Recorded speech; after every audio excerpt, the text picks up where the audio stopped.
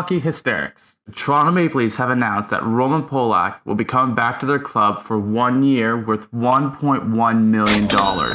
This comes after the loss to the Ottawa Senators, which the Maple Leafs lost 6-3 after the defensive collapse of the entire team. Mostly the defensive core was the collapse, but the whole team in general kind of had a collapse defensively altogether. But Polak adds something that I think the Leafs really need right now, which is net presence. How many times in a game do you see the Leafs getting pushed around their net? Anderson can't see a thing, and no one is getting rid of the person who's like a Chris Kreider who's just not contested and just standing there. Polak's not a guy to get you goals. He's there to prevent them. The last time Roman Polak played was in the 2016-2017 playoffs against the Washington Capitals. He got hip checked and he broke his leg.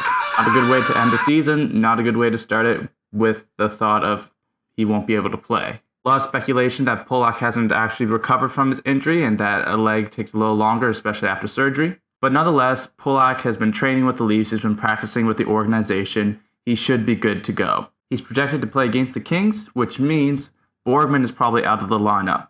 Borgman's up. Rosen's been sent down to the AHL Toronto Marlies. I think this is the right move. Borgman has been an all-round better player than Rosen. Rosen has to learn how to handle the puck. He has to learn how to play with his team. He has to learn the fundamentals of the NHL hockey style. Borgman is a hitter. He's a person who can be a defensive presence and who can get the puck out of the zone. Rosen fumbles it, so being in the AHL might help his game in that aspect. So I was thinking, when Rosen got sent down and Polak's supposed to play against the Kings this upcoming game, Borgman's supposed to be out of the lineup, but what about Connor Carrick? Connor Carrick has not solidified his spot with this team yet, and Borgman is right up there with him. Borgman, I think, has been playing great. I think he's probably one of the most developed players on the team defensively. He can hit, he can get the puck out. He does make a few mistakes, but the best of the best still make mistakes. It's inevitable that mistakes will happen, but Borgman just plays a great style of hockey that should be NHL ready.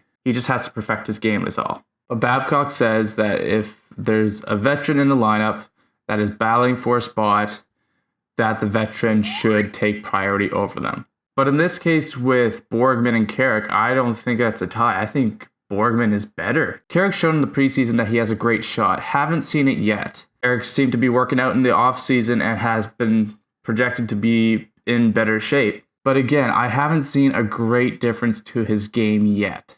I think this might give motivation to have a better season, better game, better performance. But shouldn't that come before you're on the bubble?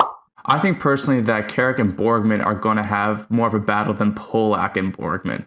I think Polak's going to be on the team. He's going to be a third stringer, maybe second stringer, depending on how poor the rest of the D plays. But I think anyone else could be on the bubble regarding those two, Carrick and Borgman. I don't think it's a solidified spot for either of those two.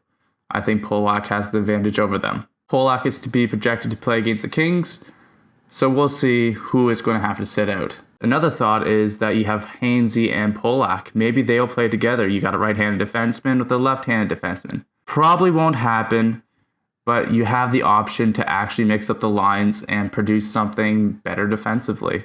In summary, I think this is a great signing for the Leafs, a right-handed defenseman, which every team seems to need, and he has the extra weight and net presence to help the team push those guys out front of the net, make Anderson see, make Anderson's job easy. And that's really what the Leafs need to do right now.